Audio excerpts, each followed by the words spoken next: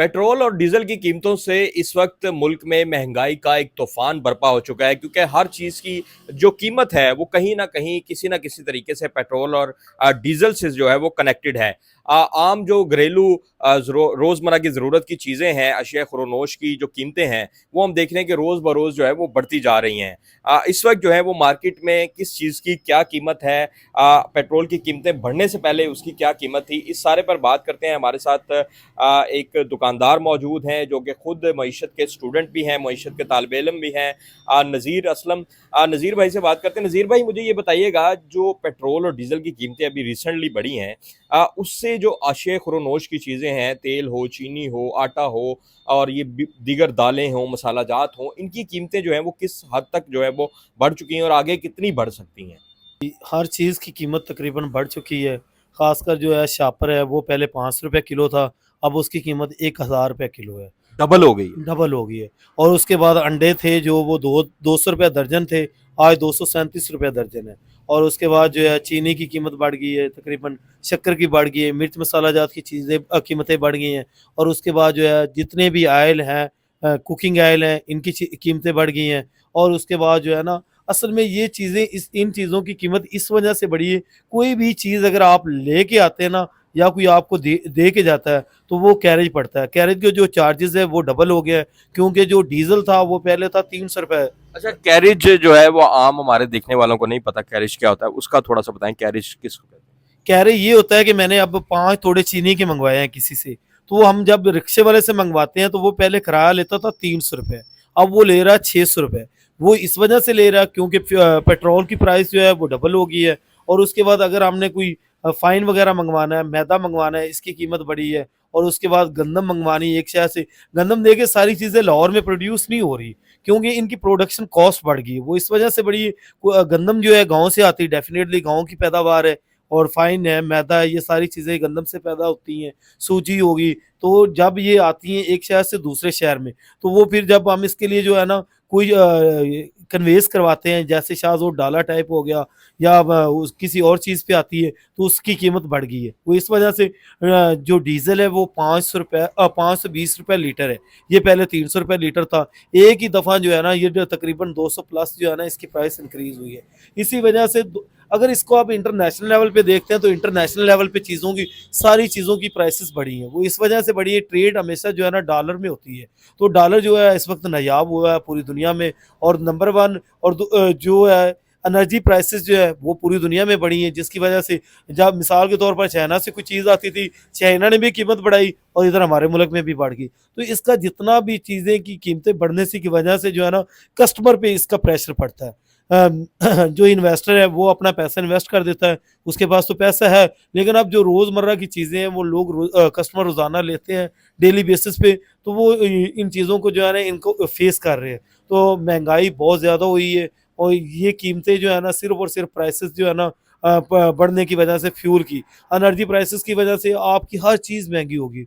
देखिए गैस की कीमत बहुत ज़्यादा बढ़ी है। अब कुछ चीज़ें तलाई होती हैं, मिसाल के तौर पर आप लेने जाते हैं ये समोसे वगैरह या बेकरी आइटम जितनी भी है, उनकी कीमतें बढ़ गई हैं। वो इस वजह से बढ़ी हैं क्योंकि गैस आज का रेट जो है वो ₹550 तक गैस गई है। लेकिन आज का रेट जो है वो ₹480 किलो है।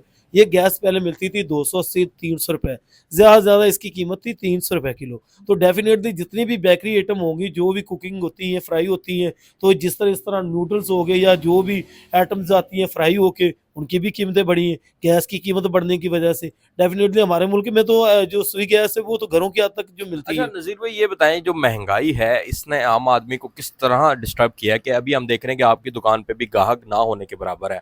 आपके पास यहाँ पर हर किस्म का ग्राहक आता होगा और आप एक पॉश एरिया में बैठे हुए हैं जहाँ पर ये सोसाइटी है, अच्छे लोग यहाँ पर रहते हैं, फिर भी हम देख रहे हैं कस्टमर्स ना होने के बराबर है। तो इसकी वजह से किस हद तक कस्टमर जो है वो उसकी खरीदारी, जो कुव्वत खरीदारी है वो कम हुई है? लोग आ रहे हैं, नहीं आ रहे? सामान पहले ज्यादा खरीदते थे या आप कम खरीदते हैं, क्या उससे क्या इम्पैक्ट? डेफ़िनेटली मैं इन चीज़ों को बड़ा अच्छे तरीके से अंडरस्टैंड करता हूँ, क्योंकि अल्हम्दुलिल्लाह मैंने बीएस इकोनॉमिक्स में किया हुआ है मास्टर्स। और इसकी वजह ये है कि जितना भी आपके कंस्ट्रक्शन के काम है वो सारे रुक गए हैं। इस वजह से, क्योंकि लोहे की कीमत बड़ी बढ़ गई है, बजरी की कीमत बढ़ गई है, रेत की कीमत बढ़ गई है, सीमेंट की कीमत बढ़ गई है। ये सारी चीज़ें कहीं न कहीं जो है ना लिंक होती हैं एनर्जी प्राइसेज़ के साथ। तो एनर्जी की जो प्राइसेज़ है वो पूरी दुनिया में बढ़ी हुई है। पाकिस्तान में भी सारी इसकी बढ़ गई कीमतें, फ्यूल हो गया, डीज़ल हो गया। पूरी तो दुनिया में बढ़ी है लेकिन इतनी नहीं बढ़ी, पाकिस्तान टॉप पे है इस वक्त। पाकिस्तान इस वजह से टॉप पे है। पाकिस्तान के जो अपने अंदरूनी मामलात हैं वहाँ पे जो है ना थोड़ा सा मुदाखलत का शिकार है, दबाव में है। इस वजह से इन्होंने हुकूमत ने जो है एज लिया है कि जंग का, इसकी वजह से इन्होंने कीमतें जो है बढ़ा दी। हालांकि पाकिस्तान की मौजूदा हुकूमत के पास जो है ना 1 माह का जो है ना फ्यूल का जो है ना पड़ा था स्टॉक, तो इन्होंने जैसे कीमत बढ़ी इन्होंने बढ़ा दी, हालांकि नहीं बढ़ानी चाहिए। जब अगर आपने हुकूमत के नुमाइंदे कहते हैं ना कि 1 माह का स्टॉक पड़ा था, जब 1 माह का स्टॉक पड़ा था तो आपको रातों रात प्राइसेस नहीं बढ़ानी चाहिए थी। अब आप देख लें जंग रुके हुए 2 दिन हो गया सीज फायर हुए हुए, इंटरनेशनल लेवल पे फ्यूल की प्राइसेस और जो है डीजल की वो उसी वक्त गिर गए, लेकिन पाकिस्तान में अभी तक इसकी प्राइसेस कम नहीं हुई है। ये इस वजह से कहते हैं कि इसकी प्राइसेस कम होने में 15 से 20 दिन लगेंगे। मैं यही क्वेश्चन करता हूँ, जब कीमतें आप लोगों ने बढ़ाई हैं तो आपने तो रातों रात बढ़ा दी। तो ये कहीं ना कहीं जो है ना अब मैं देख रहा हूँ कि लोगों की परचेजिंग पावर इस हद तक जो है ना मुश्किलात का शिकार हुई है कि लोग बेसिक नेसेसिटीज नहीं खरीद रहे। बेसिक नेसेसिटीज में आता है आटा हो गया, नमक हो गया, दालें होगी, मिर्च मसाला जात होगी, ये रोज़मर्रा की चीज़ें, ये अमीर ने भी इस्तेमाल करनी है, गरीब ने भी इस्तेमाल करनी है। तो मैं तो यही चाहता हूँ कि जब लोगों की परचेजिंग पावर इस वक्त ना होने के बराबर है, एक मजदूर जाता है अड्डे पे, उसकी दिहाड़ी नहीं लगती, वो इस वजह से नहीं लगती, कंस्ट्रक्शन का काम जो है सारा ओवरऑल जो है ना माइंड अप हो गया, वो इस वजह से हो गया रेत जो है बाहर से आती है, सीमेंट आता है, इसका कैरेज बढ़ गया, रेत की कीमत बढ़ गई, बजरी की कीमत बढ़ गई, सीमेंट की तो लोहे की कीमत बढ़ गई, वेल्डिंग वाले वो भी फ्री बैठे हैं। जितने भी यानी कि कोई भी प्लाजा बन रहा है या कोई भी कुछ हो रहा है, जितने भी आपके जो है इंफ्रास्ट्रक्चर जो अच्छा, है। आपका जो काम है बिलखसूस ये आटा चीनी दाल, ये इसके बारे में तो कहा जाता है कि ये दुनिया का ऐसा काम है कि जंग लग जाए जो मर्जी हो जाए ये काम नहीं रुक सकता, ये काम चलता ही रहेगा। तो हम देख रहे हैं कि आपका काम भी काफी डिस्टर्ब हुआ है, इसकी क्या वजह है? ये इस वजह से डिस्टर्ब हुआ है क्योंकि जो है ना लोगों की जब परचेजिंग पावर ही नहीं है। देखिए रातों रात लोगों की इनकम नहीं बढ़ी, लोगों की जो है तनख्वाहें नहीं बढ़ी, जो डेली बेसिस पे जाते हैं उनकी जो डेली की जो है दिहाड़ी। अर्निंग जो है, वेजेस जो है, वो डेली वेजेस तो नहीं ना बढ़े। आप भी इन चीज़ों को अंडरस्टैंड करते हैं, ग्रास रूट लेवल पे अगर देखते हैं तो सारी चीज़ें ग्रास रूट लेवल पे। मैं तो एक आम सा बंदा हूँ और स्टूडेंट भी हूँ इकोनॉमिक्स का, तो मैं ये जानता हूँ कि जो दिहाड़ी लगाने जाता था उसकी 1,000 रुपये दिहाड़ी, आज भी कीमतें डबल हो गई हैं हर चीज़ की, उसकी दिहाड़ी 700 है या 800 है, ज़्यादा से ज़्यादा उसकी 1,000 रुपये है। तो जो 1,000 रुपये बंदा एक डेली का कमाता है और वो फैमिली मेंबर है, हेड ऑफ द फैमिली है, उसके अंदर छोटी सी छोटी फैमिली भी अगर आप देखें ना तो उसके 4 या 5 जो है फ़र्द ज़रूर होते हैं, इसीलिए उसके फैमिली कहा जाता है। तो वो 1,000 रुपये में किस तरह दूध की कीमत बढ़ी, हर चीज़ की कीमत बढ़ गई, दही की कीमत बढ़ गई, तो वो दूध लेता है तो चीनी नहीं ले पाता, चीनी लेता है तो घी नहीं ले पाता, घी ले लेता है तो वो जो है ना दालें अच्छा, नहीं लेता। पेट्रोल की कीमतें अगर कम नहीं होती तो क्या समझते हैं कि ये जो रोजमर्रा की चीजें हैं, चीनी है, ऑयल है, आटा है, दालें हैं, मसाला जात हैं, इनकी कीमतें मजीद कितनी बढ़ती दिखाई दे रही है? मुझे तो नहीं लगता कि अगर आप एनर्जी प्राइसेस को डाउन नहीं करते मुल्क में तो कभी भी आपके मुल्क में जो है ना इन्फ्लेशन जो है ना कंट्रोल नहीं होगी। महंगाई का जो तल्लक है पूरी दुनिया में, ये नहीं है पाकिस्तान में इसका तल्लुक जो है फ्यूल प्राइसेस के साथ है, पूरी दुनिया इस पे बिहाफ करती है, इस पे डिपेंड करती है, क्योंकि हर जगह पे ये इस्तेमाल होता है।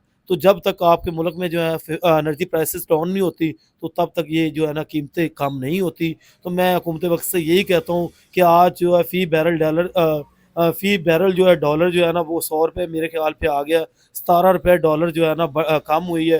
तो हुकूमत को चाहिए इसकी प्राइसेस कम करें ताकि आवाम को जो है वक्ती जो है फौरी रिलीफ मिले। और इस वजह से जो है ना चाहे जंग हो चाहे कोई भी हो, कोविड के दौर में भी इन्वेस्टर को जो है ना पैसा डबल हुआ है, तो गरीब को हर जगह पे हर वक्त जो है ना गरीब को मार पड़ती है।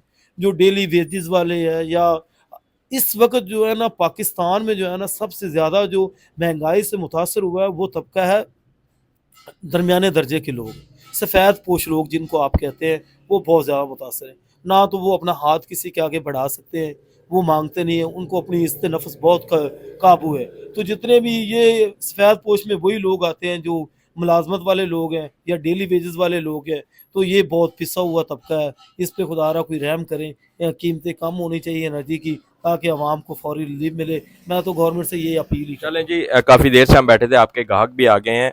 बहुत शुक्रिया। ये तकरीबन हम जब से वीडियो रिकॉर्ड कर रहे हैं, ये अभी इनका पहला ग्राहक आया है। यहीं से आप अंदाज़ा लगा लें कि क्या सूरत हाल है कि आवाम की क़ुव्वत ख़रीदारी जो है वो कम हो चुकी है और हर चीज़ की कीमतें जो हैं वो डबल हो चुकी हैं। और अगर पेट्रोल की कीमतें जो है वो फिल फॉर कंट्रोल ना की गई तो ये आटा, चीनी, दालें, मसाला जात जो हैं वो मज़ीद बढ़ते जो हैं वो दिखाई देते हैं।